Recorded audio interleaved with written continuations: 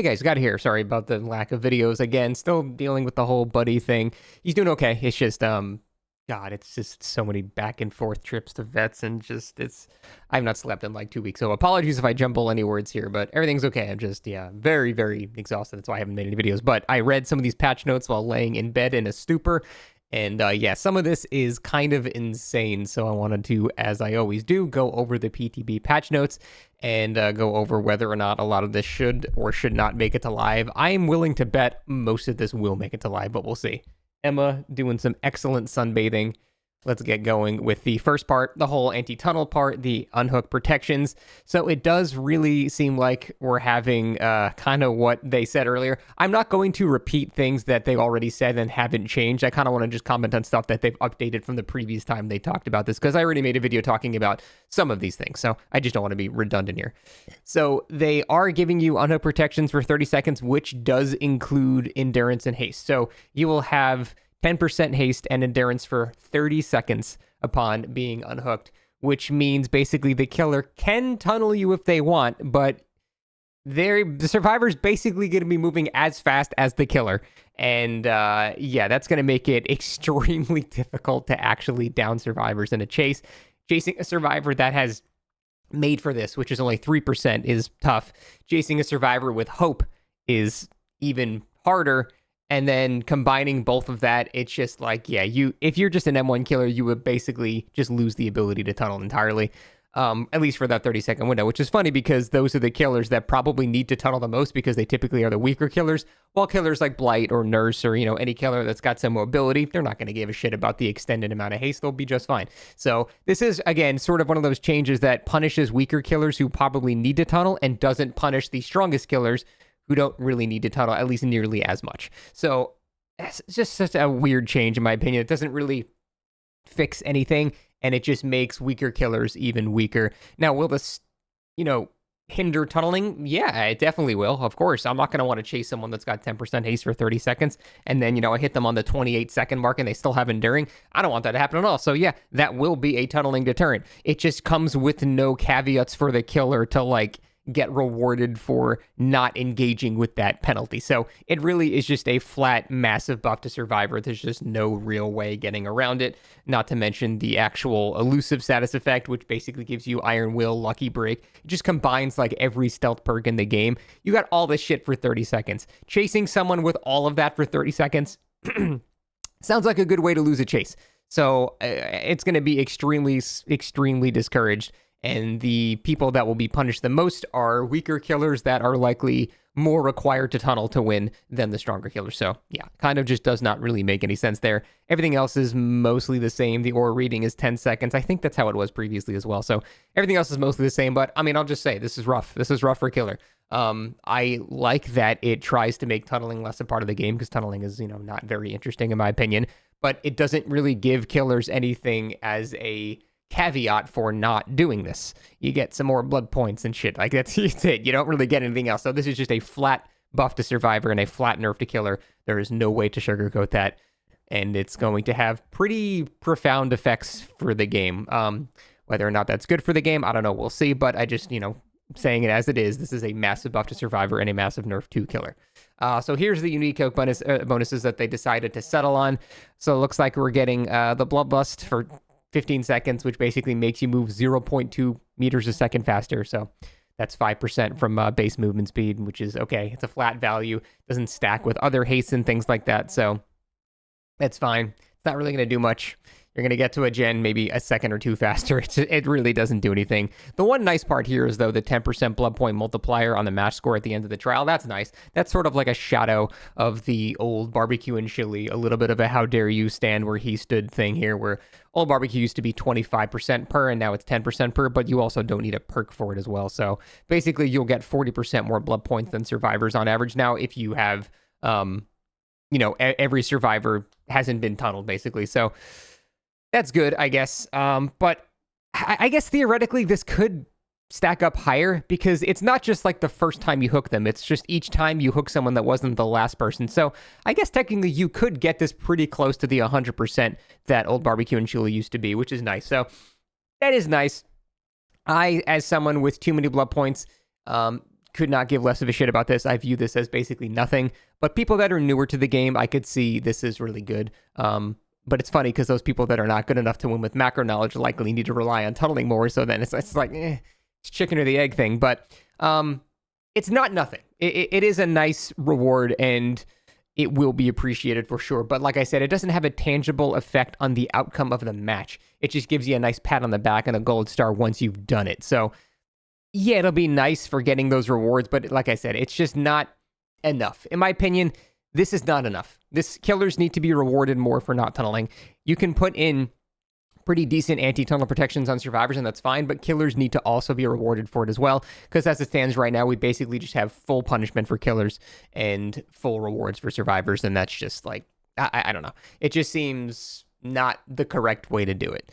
So overall, I don't fully agree with this. I think some of this is salvageable and things like that, but well, we'll see how it goes in the PTB, I guess. So a lot of perks have gotten updated. We'll get to those at the very bottom there, but let's go over the slugging reduction first. It's pretty much exactly what they said it would be. Nothing really changed from the first thing. In a nutshell, if you don't know what they were proposing, it's just your resolve bar now fills at 120 seconds instead of 90 seconds as it was last time. However, the more people that are slugged, the quicker that fills up. So if there's one guy slugged, it'll take even longer for that bar to show up before you can self-pick up. But if there's like 3 people slugged, it'll show up faster. So it's meant to stop like, full 4-man sluggings, which I think is fine. I'm actually mostly okay with this whole feature. I don't think it's going to be that abused. I think it's mostly fine. I'm sure someone will concoct some bullshit to make it look really bad, but I think on the average game, this is not going to be super impactful for the survivor or for the killer. This is more of a fringe circumstance kind of thing where, if someone's been slugged for over half of their bar, now they can pick themselves up. But the amount of times that you're slugging someone for half their bar is pretty low, and they also took the ability away to recover while crawling, so now you have to choose to crawl or choose to recover, which is good. So I think this is mostly fine, and probably one of the few things about these patch notes that I don't really have a huge complaint about here. I believe they made the max movement speed while crawling a bit less as well, which is good, and tenacity has now gotten the movement speed back as well, and you can recover while crawling, so that's going to be good. Resolve bar being visible to other survivors. They talked about that as well. That's a no-brainer. We've been asking for that forever. That's completely fine. Some people have said that kind of acts like a base kit kindred to some extent. If they are nearby, it'll give you a general sense that they are nearby, which I'm not super opposed to. So there is some truth to that, but also I don't really care about that. So that's just my thoughts on it. I don't think it's going to matter very much. Typically, I'm not hovering around the hook anyway, so I don't think it's going to affect me. It might affect some people and might affect certain builds and things like that. So, well, let's let it cook for a little bit. I'm not really sure how I feel about, the ramifications of that yet. But overall, the resolve bar being visible, I think I'm completely fine with. AFK Crow's got a bit of a change. Don't really care. Not very exciting. We got some crazy shit going on here. The Slaughtering Strike camera controls are now identical to regular camera controls, meaning you don't even have that camera lock anymore at the end of Myers' new dash attack, which means it's even stronger, which is crazy because Myers is already kind of decent now. His anti-loop is pretty good, and now apparently you have even more control at the end there. So that is actually just a straight-up buff to Myers.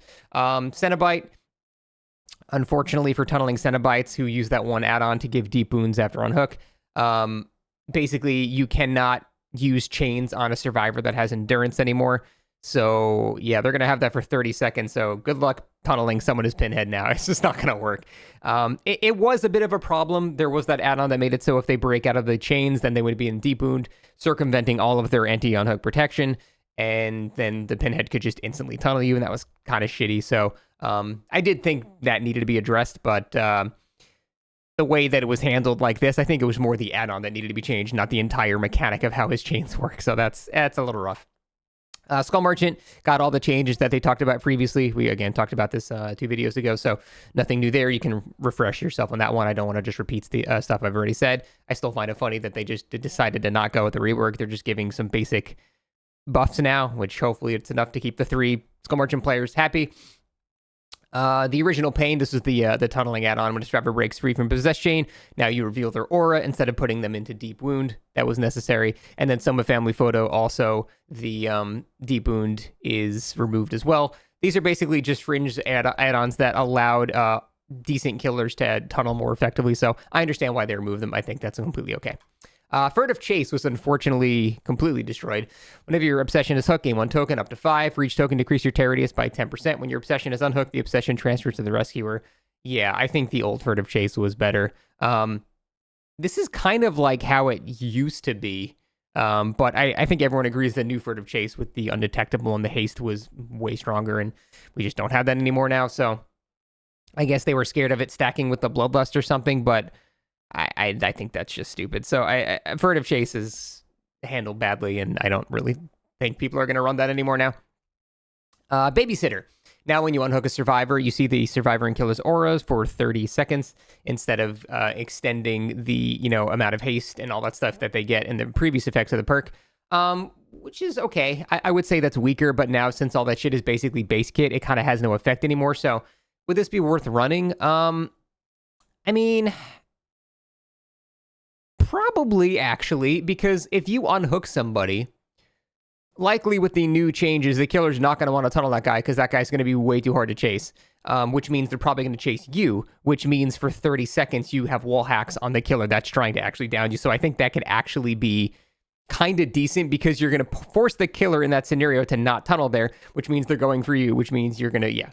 So this actually might end up being pretty decent, and you'll notice if you are chasing someone that has recently unhooked someone and they're just like winning every mind game, you might in the back of your brain might need to think, okay, this guy can just straight up see my aura. I need to like just brute force this whole W, not try any mind games, no moonwalking, just brute force, pallet break, and move on. So that actually could be pretty decent. It's weaker than it was before, but like I said, those effects are now base kit, so it's just different and hard to say. But yeah, it's still useful. Borrowed Time basically gives people Unbreakable for the next 100 seconds when you unhook them, which is kind of interesting because a lot of the time, if someone does get tunneled off the hook, killers will slug them because they're scared of something like Decisive Strike. But now, even if they didn't bring Unbreakable, someone else unhooking can give you that Unbreakable and make it so you can just simply recover yourself. I don't see any mention of recovery speed, so it's not quite full Unbreakable. It's still going to take, around 30 seconds to get yourself back up. So is this that great? There's a couple of scenarios where I could see this prevents a snowball, and that could be really useful. On average, it's probably not going to be super useful, but I do think of a couple of areas, just like Unbreakable. You might not use it every game, and you might not get value every game, but when you do get value from it, it's hugely impactful. So I think it's going to be that kind of scenario. Breakdown is interesting. After you're unhooked, the hook breaks for 90 seconds down from 180, so a bit of a nerf there. But now when you aren't hooked, you increase the speed at which you are healed by 100%. So basically what this does is gives people that unhook you, it forcibly gives them the perk Will Make It. So, which is kind of interesting. It just makes it so that you are healed off the hook faster and you still retain the ability to break the hook. So I would say if the hook breaking effect was not there, I would just say, hey, just run Resurgence. It's going to give you basically Will Make It, but better. It's sort of the same thing, but it doesn't have the breakdown effect on top of it. Not to mention you can kind of combine both of those and have Resurgence and Breakdown. And with both of those, you will be at 70% when you get unhooked, and then someone can heal the last remaining 30% in like a second. So you'll be healed pretty damn fast. So that's nice, and then you also get the hook breaking too. So overall, I think that's pretty decent. Off the Record no longer has the endurance status effect anymore, but the active duration is now 80 seconds, so it's still going to block all of the aura reading and all the sounds and all the other effects that it has. But it removing the endurance effect is pretty big nerf, and I don't think the perk is going to be really worth running anymore. They removed it because you get endurance for free now for 30 seconds. I know it used to last longer than that even, but yeah, I mean, that is just a straight up nerf to the perk. And again, it's mostly because things have become base kit, so it's not necessary anymore. So it's really like boohoo, crying, wiping with money, but now Wicked is interesting. You have the same effect as before, where you can unhook yourself in the basement, and the first time that you do it, it'll always succeed. But when you are unhooked for the basement, you gain 50% healing progress and don't make loud noise notifications ever on any unhook. The interesting thing here is if you combine this with the perk Resurgence, you will just instantly be fully healed. So imagine the scenario. Killer hooks you in the basement. 1 second later, you unhook yourself and you're just fully healed in his face. Now, the killer's got to hit you. You can run around Shack 3 times, and in 28 seconds, killer hits you again. You still have your endurance. You can run around Shack 3 more times. Like, that is going to be obnoxious as shit, in my opinion. Having to go through one health state, not worrying about, dead hard or anything like that, fine. But now you're potentially looking at a scenario where a guy unhooks himself right in front of you, right after you hook them in the basement. Then you hit them, they run around shack. Then you go to hit them again, and then you either wait the 30 seconds and they have dead hard or something, or you don't wait the 30 seconds and then they just get another hit. So that's going to be used obnoxiously, like very aggressively and obnoxiously, and I'm not looking forward to going against that. I'm looking forward to using it because it sounds fun. But yeah, you can force a locker hook and then just not give a shit about the killer at all. So that's going to be something all right. Next, they changed Conviction to require you to actually heal another survivor. A single tear sheds down my face because that was one of my favorite builds ever. Plot Twist Conviction. I ran that for like 3 weeks straight, and it was fun every single game. But as I used it every time, I was like, this is stupid. I shouldn't be able to charge my own conviction with self-heals, with Plot Twist itself giving an infinite loop of convictions. It was just stupid. So this is a good change. It should only activate when you heal somebody else. This is fine. Because what I would do is, like, after I got unhooked, I would get healed by someone for 99%, and then I would tap 1% of a med kit on myself, and that would activate Conviction. So that's not going to work anymore. You need to actually heal someone else to earn an extremely powerful effect. It's less fun, but it's more balanced. I can't complain. It's as much as I loved it, it needed that change. Tenacity, you can now recover while crawling again. They brought it back. Obviously, that's huge. Syringe. This one is controversial. I don't know if this is a nerf or a buff. So the heal over time effect no longer exists. What it does now is it instantly removes exhaustion and consumes the medkit. So this is both a buff and a nerf depending entirely on so many different variables. In the hands of a very good player, this is without a doubt a buff. Syringes have actually straight up become even stronger than before. In the hands of a not so good survivor, it's probably a nerf because... well, it's really hard to say because it depends how it's used. Like, if you use a syringe while the killer is not chasing you, you use a syringe and you just work on a gen and just get efficiency that way and then you passively heal, then this is probably seen as a nerf. However, aggressively used in a chase, this is without a doubt a buff because using a syringe in a chase is very risky because it would take 24 to 30 seconds depending on your heal speed for it to actually apply. And if the killer hits you at any point during that, you've wasted your syringe and nothing happens. Now you get instant guaranteed value here. So a scenario you can concoct here is you are, walking around with Sprint Burst and then the killer finds you and you get to a safe tile that you wouldn't have gotten to with Sprint Burst. Then when the killer goes to like kick the pallet, you can use that again. And then, or, whenever in your scenario where you can pause for a second, use it. And then you have your sprint burst back. And now once the killer zones you or kicks the pallet, you can sprint burst to another loop, which might chain to another tile. Basically, overall, this might actually get you more value than just simply getting another health state. Because in a way, they're both health states, but exhaustion perks allow you to get to structures to give you potentially even more value than just a health state in an open area where you're going to get hit 20 seconds later. It's kind of hard to visualize what I'm talking about here, but basically in a nutshell, if you don't want to think about this too much, this has the potential to give even more survivability than before. When used passively and not in a chase, this is weaker than before. So that's the way to look at it. Aggressive in-chase syringes are now buffed. Passive, just efficiency syringes are now nerfed. So it's one of those things where this is going to be perceived as a massive buff more, because when someone uses a syringe and you're playing killer and they're on a gen, you might have just thought they got healed by somebody else. Your brain is not processing that they're on a gen and getting healed at the same time because you can't really know that that's happening. So it doesn't feel as negatively impactful to you. However, if you see a guy lithe twice in a chase, that you're going to feel and go, wow, that fucking sucks that I have to deal with that. Imagine they have blood rush and then they lithe and then use a syringe and then they lithe and then they blood rush and then they lithe. Like, dude, I'm going to be like, this guy's fucking cheating at this point. So it's going to be more in your face. And I think the perception of this will be this is a buff because, like I said, you're going to see it more in chase. And that's a lot more impactful than some guy passively healing on a gen. So it's buffed and nerfed, but it's going to be perceived as a buff more. That's just my take on it.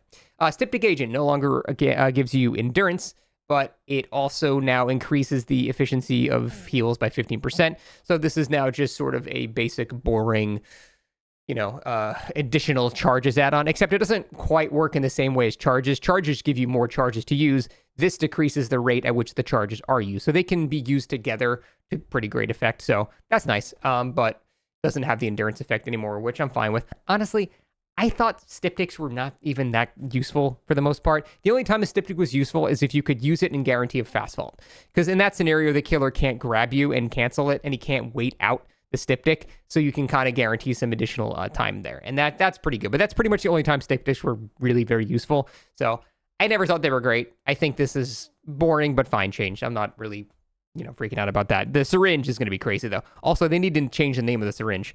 If it's not going to heal you anymore, it can't be an anti-hemorrhagic syringe. Hemorrhagic means you're bleeding, you're injured.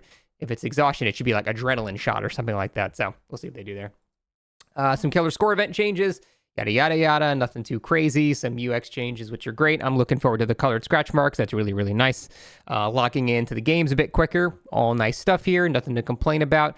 They have done a couple of changes to Hawkins, which I have seen. The main portal room's got some crazy shit going up top near the glass area is now wider. There's a pallet up there. The gen can be worked on by multiple people. The infinite window with shift teching has been shifted to be in not so good place anymore. So a lot of kind of crazy changes to Hawkins. I need to really play it a bit more to give you a good take on that, but definitely some interesting changes there.